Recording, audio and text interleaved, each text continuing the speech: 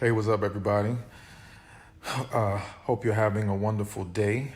Jumping on to do this live with you guys. As you guys are coming on, let me know what city that you're from, and also comment "I want this." And for those of you who comment "I want this," I'm gonna pick a winner to give a free gift to. It could be a free book, depending on the city that you're in. It could be a free ticket to one of my events. But either way, comment "I want this," and I'm going to pick a random winner.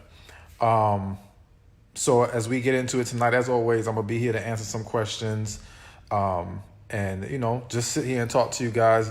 But I also want to elaborate real quick on what you see written in my status about many will want you, but few will invest in you.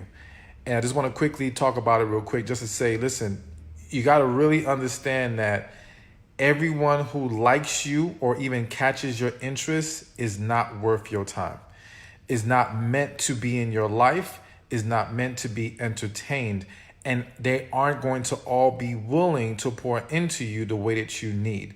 And so you've got to be very mindful of not getting caught up in the attention, getting caught up in somebody wanting you and saying all these wonderful, sweet things, which is great. It's cool. They can say great words, but if they're not backing it up with actual actions, if they're not willing to invest time, because investing in you isn't about just money. It's about time. It's about energy. It's about love.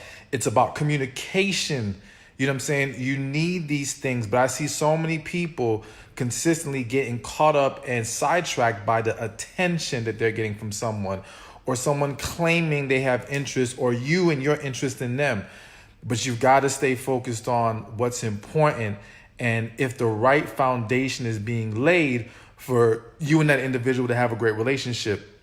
And if you follow me, then I'm all about including God in everything. So whenever you meet somebody, pray about it. You know what I'm saying? Talk to God and make sure this is the individual for you and someone you need to be entertaining. Because again, many will want you, few will invest in you, and many will want you, but not many are going to be for you.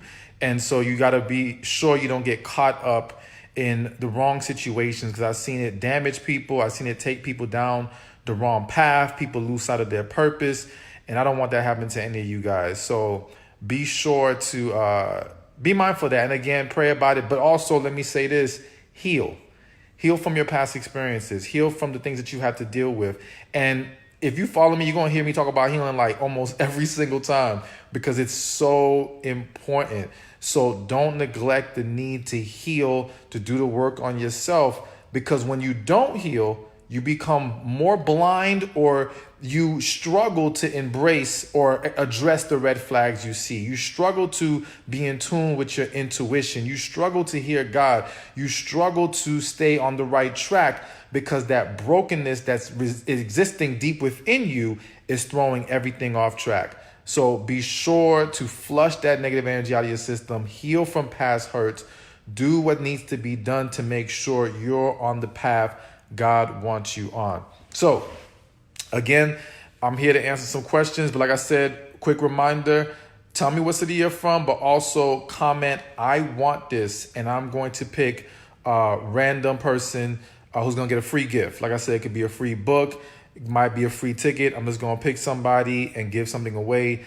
But let's get to the questions as well. So feel free to drop one in. All right. And real quick, thank you for following me. Thank you for all the support, the love. You know what I'm saying? Thank you for everyone who has purchased one of my books. And I hope you've all have found them helpful and enjoyed them, So I'm here for you guys. So let's see here.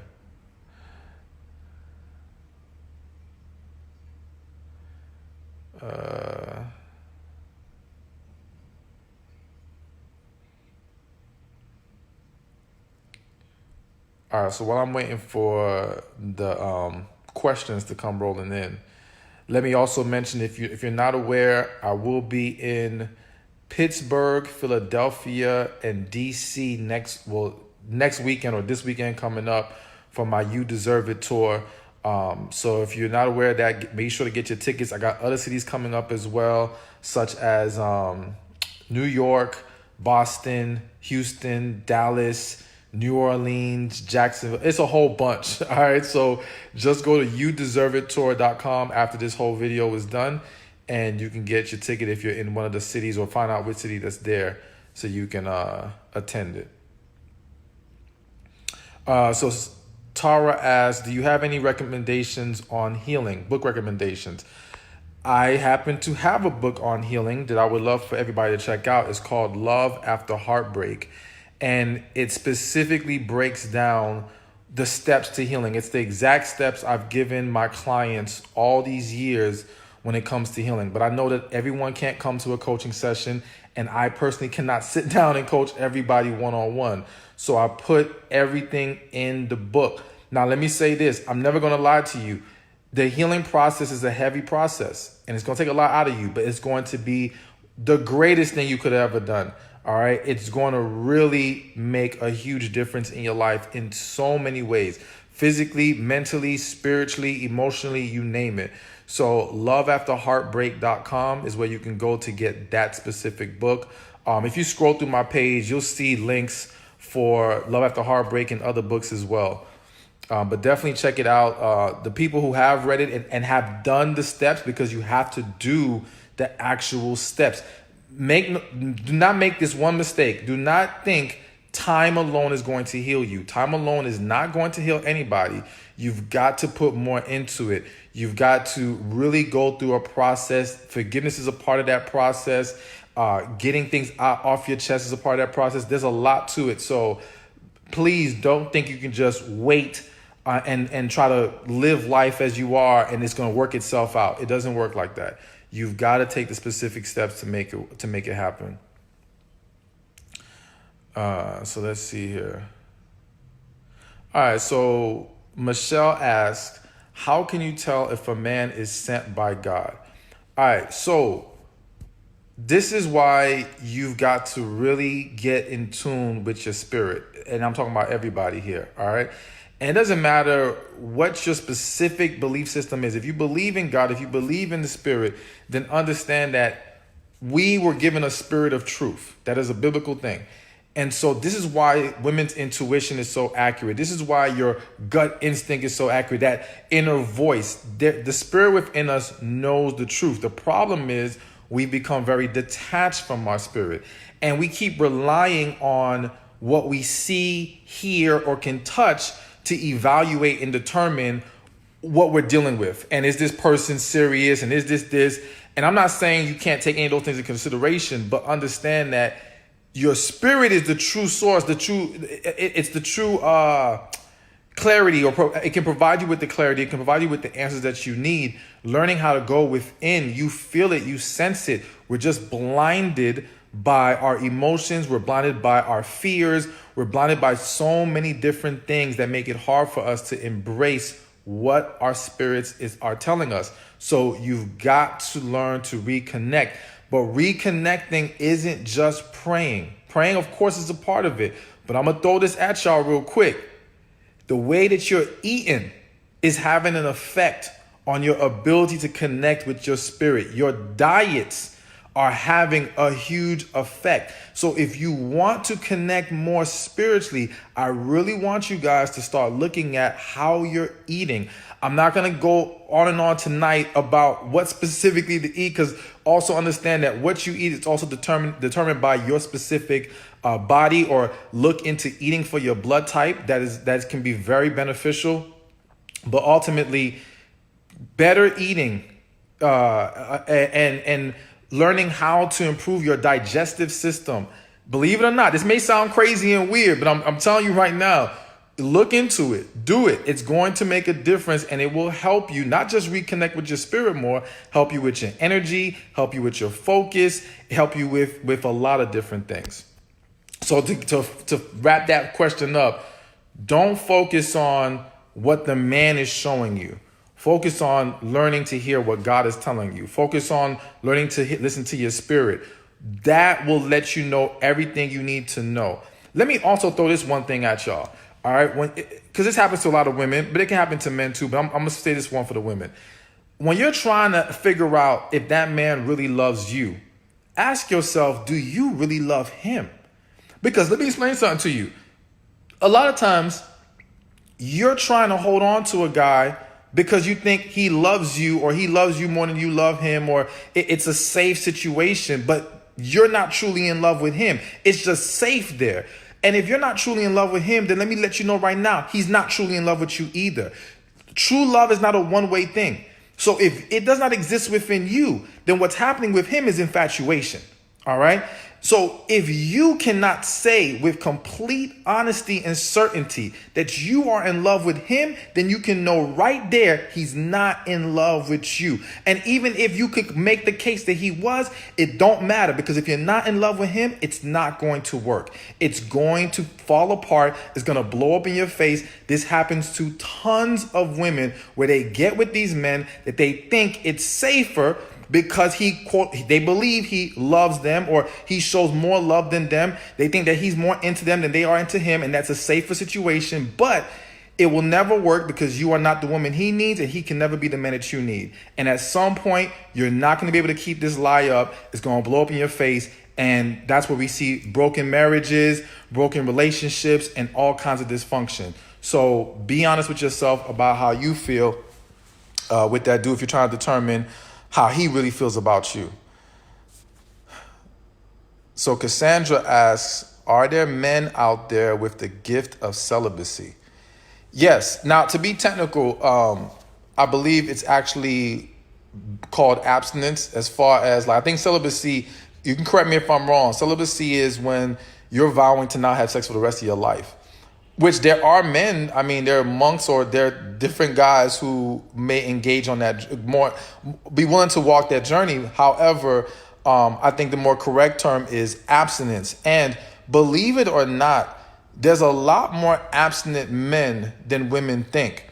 The problem is that when a man tells a woman he's abstinent, number one, half the time women don't believe him anyway. So it's almost like he gets to a point of, why even try to tell women this? Two, if he's trying to maintain his abstinence, sometimes telling women makes them want to challenge you as far as test you in that area. So if you're really trying to protect yourself from falling into that trap, you may not say anything.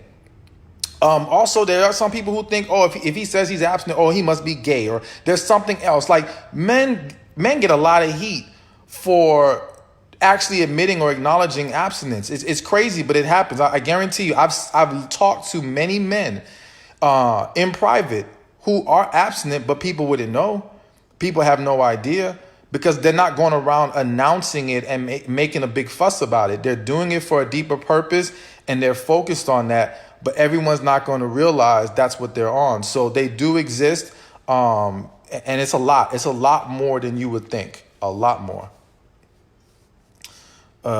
So let's see here. Somebody said where? They're everywhere.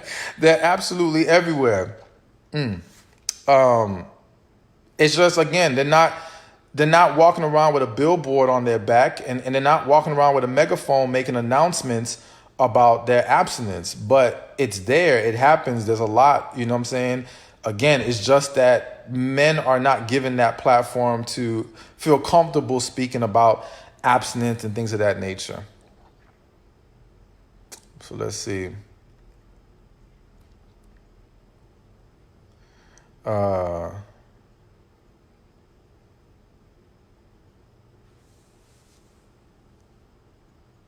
All right, so question by Eva. If a man is inconsistent, does it automatically mean he's lost interest? No, it doesn't automatically mean that. It depends on what's contributing to the inconsistency. So one thing that comes to mind is a lot of men who are ambitious and hard workers and successful, at many times they lack an understanding of work-life balance. And sometimes their inconsistencies are due to the fact that they don't understand how to better prioritize their relationship, or the relationship they're trying to build, without losing touch of what they're trying to accomplish business-wise.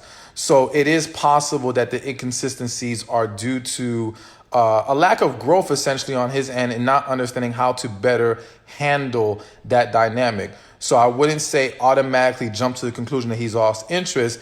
I think that whenever you see an issue, any kind of red flag, you talk to the individual about it, and you see how, if they're willing to address it. Now, regardless of what his reasons are, if you address him and he's unwilling to make any corrections and any improvements, then get him out the way regardless of what it is. You know what I'm saying? Like, at the end of the day, relationships require certain things: communication, quality time, transparency, attraction. We can go on and on. If two individuals are not willing to pour into each other in that way, then we don't need to be wasting each other's time. But just don't jump to the conclusion that, oh, he must have lost interest. No. And sometimes his inconsistencies may be due to your inconsistencies. I see a lot of women sometimes who, because of your own walls being up, are being very hot, cold, very inconsistent, but thinking he's supposed to still give his full effort. And you're not realizing that at a certain point, if you are holding back and you are inconsistent, then yes, that can contribute to his. And that's why talking about it can help clarify what's really going on here. If it's a loss of interest, is it where, he's feeling slighted as well, or we're just not for each other? So let me see here. And real quick reminder, comment, I want this, and I'm going to pick random winners to get a free gift. It's going to be possibly a book or even a ticket to my event. Continue to let me know what city that you're from, and again, if you scroll down my page, you can see the links to my books as well. Love After Heartbreak, Man God Has For You, He's Lying Sis. Check them all out. All right, so let's get back to these questions here. Let's see.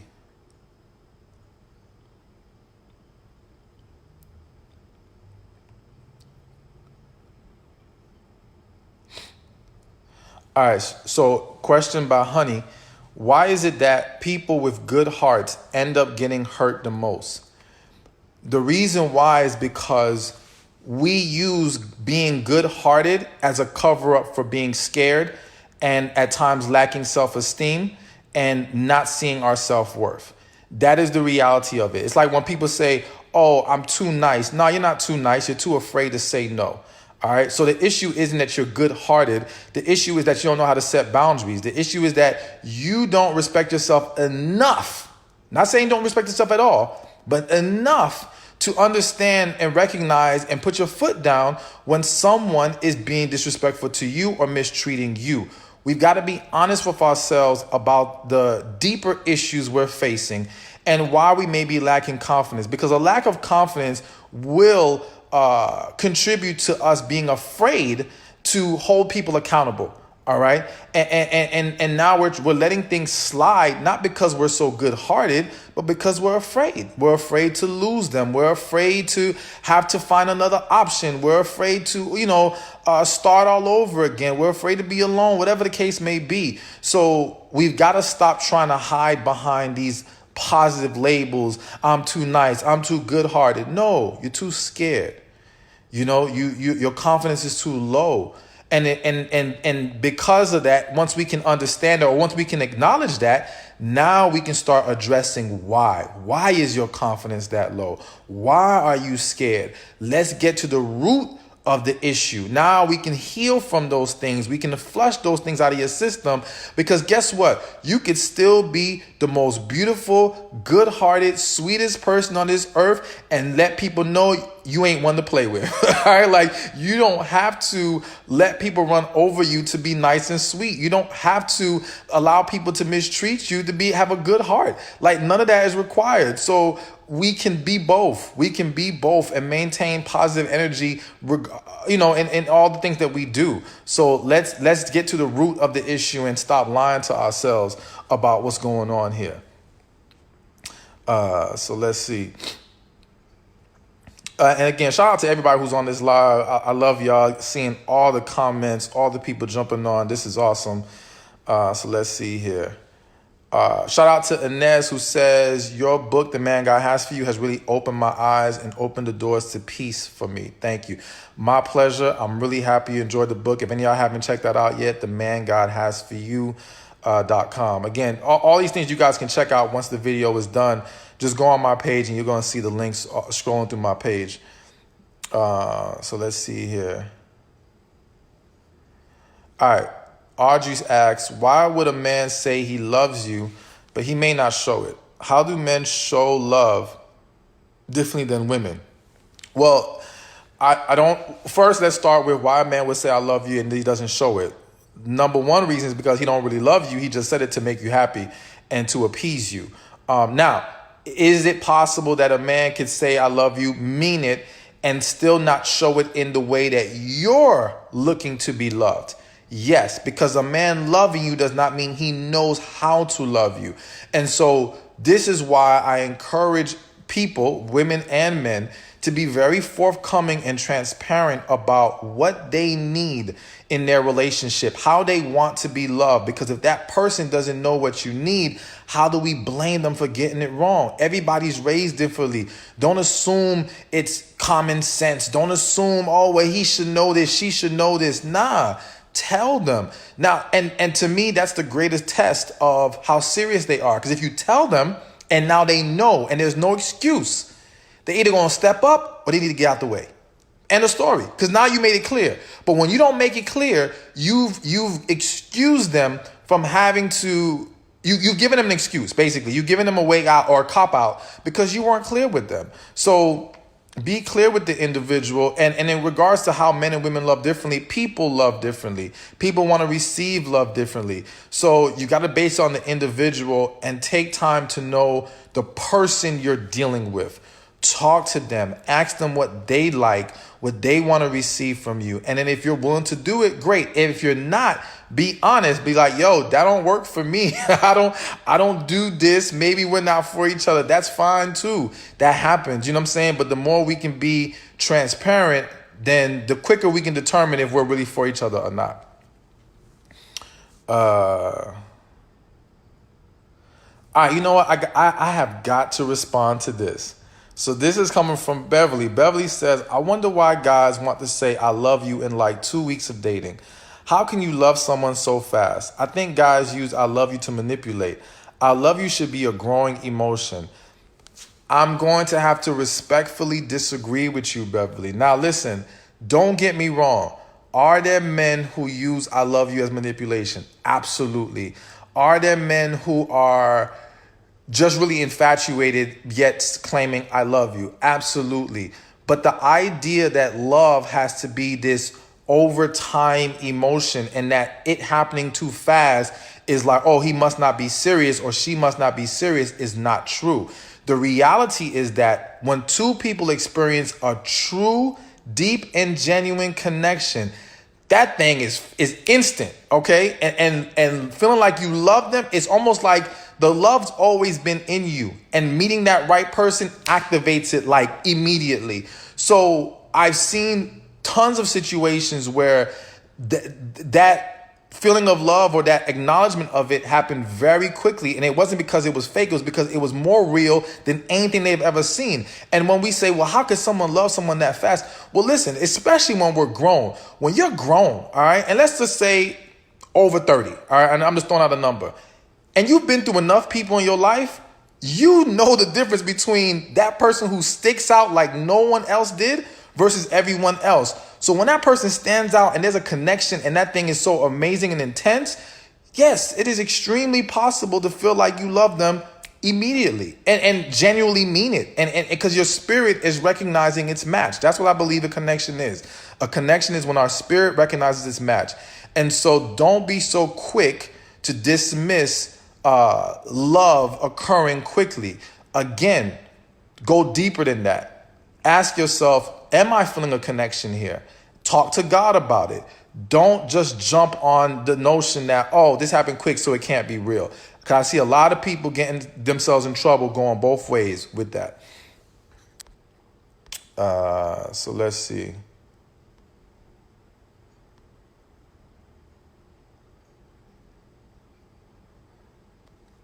All right. Susie asked, why does it take a man a couple years to say that he loves someone? Does he really love that person if it took a couple years? So I'm just going to give you my honest answer. And sometimes y'all not going to like it, but I'm just going to say what's on my spirit, how I generally feel. when it takes a couple years, he may love you, as in he cares about you and he likes you at a higher level than average. But I would argue that he is more than likely not in love with you and that there isn't a genuine connection in this relationship. And I do believe that many times what's happening with individuals when it takes a while before they get to that place is that you didn't fall in love with them. You learned to tolerate them. You became conditioned to their presence in your life. And now you've developed an unhealthy attachment to them. And so you don't want to let go. And you may now start to believe it's actual love, but it's not love. So to me, when it takes that long, I mean, I'm not going to say there's not rare circumstances, because again, situations depend on the details sometimes. But in a general sense, if you guys have been in an active romantic relationship and it took years before they could say, I love you, other than some deep rooted trauma that makes them struggle to say, I love you, I'm going to be leaning towards, nah, he ain't in love. He just grew attached at best. So let's see here. Man, there's a lot of questions. So again, quick reminder, comment your city, comment I want this, and I will pick random winners to get a free bonus gift. And again, next week I will be in Philly, DC, Pittsburgh for the You Deserve It tour. So let's see. Excuse me.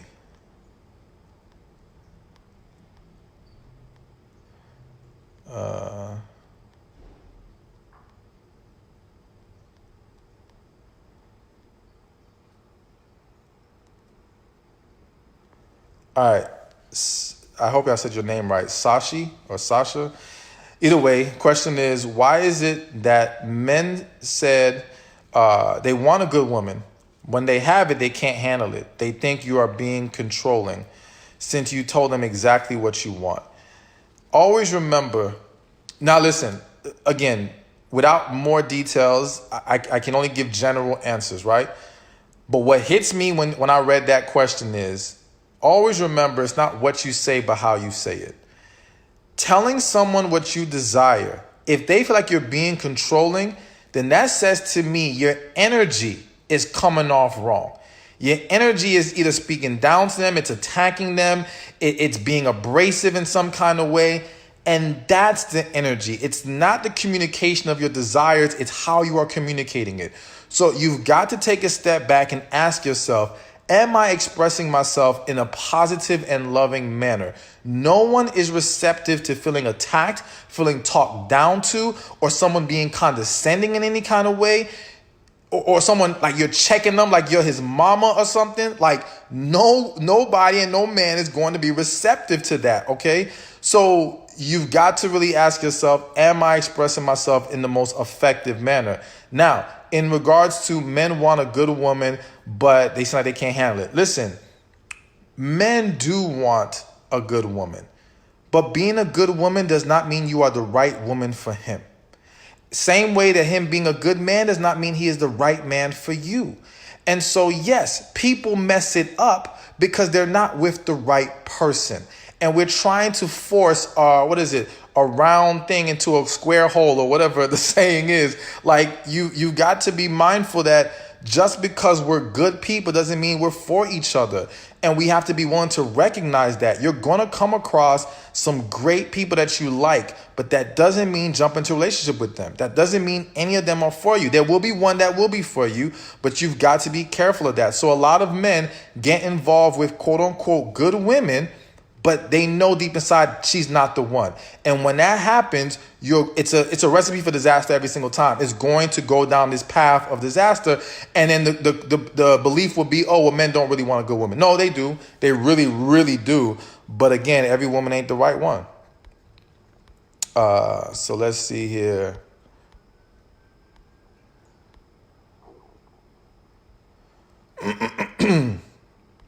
Excuse me.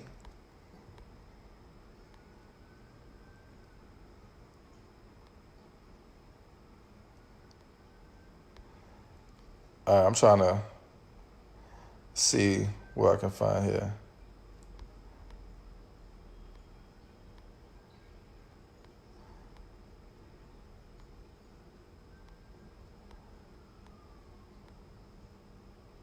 All right, so Karen asked, how would you know when you're already healed from a past relationship?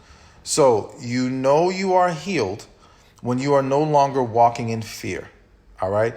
When you are not walking with your walls up, when you are fully willing to be vulnerable, when you are no longer holding on to negative perceptions of the opposite sex and relationships and love, when you are walking in positivity, in faith, in optimism, then you are at a good place and you are healed from the last relationship. But if you are holding on to negative energy, then you still got some things you need to flush out. But let me make this very clear. Sometimes our struggle to heal in the previous relationship is because what resides within us stems from things before that relationship. Many of you on this live right now have issues that started from your childhood. Issues with your mothers, with your fathers, with family members, friends, siblings, you name it, or maybe even lovers from way back when. And that is still lingering within you. And so now, even though you think you've moved past the last relationship, you still have things lingering from the previous ones before that. And you got to clear all of that out, because if you don't, I'm telling you right now, you are very likely to end up with the wrong person. I tell people they're 99% likely to end up with the wrong person when they have not healed, because a lack of healing throws everything off. So don't just focus on healing from the previous relationship, the most recent one. Focus on healing from everything that hurts you, all right? Don't leave any stone uncovered. You got to address all of it. So, and again, if you need the steps to healing, check out the book, loveafterheartbreak.com. Like I said, go on my page, scroll through the page, click the links, get your copy of the book. But I'm going to wrap this up for tonight. Thank you for joining on this live. Again, keep saying, I want this in the city that you're from, because after I post this on my page and I review the video, I will select the winners. But thank you. I'm going to be trying to do this at least every week, if not more, multiple times a week.